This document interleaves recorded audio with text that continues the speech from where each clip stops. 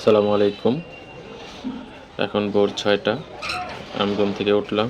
উঠেই প্রথমত গরুর ঘরে গেলাম যে গরুগুলা ঠিকমতো আছে কিনা এবং সুস্থ আছে কিনা, কোনো দুর্ঘটনা ঘটছে কিনা এটা প্রথমত দেখলাম। দেখে বাতিটা বন্ধ করে দিলাম। বন্ধ করার পর বের হইলাম। বের হয়ে এখন আমার কাজ হচ্ছে গরুর ঘাস কাটা।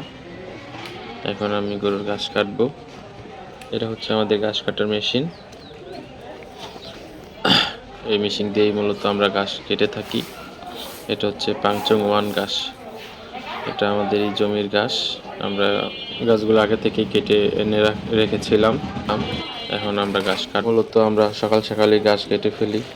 সকাল সকাল ঘাস কাটলে আমাদের কাছে রোদের যে একটা অস্থিরতা ওইটা আমরা পাই না। সকালবেলা ঘাস কাটতে আমাদের কাছে ভালোই লাগে। আমি মূলত সবসময় সকালে ঘাস কেটে থাকি। পর সারাদিন ফ্রি হয়ে যাই এবং অন্যান্য কাজগুলো খুবই সহজে করতে পারি, তাই সকাল সকাল ঘাস কেটে ফেলি।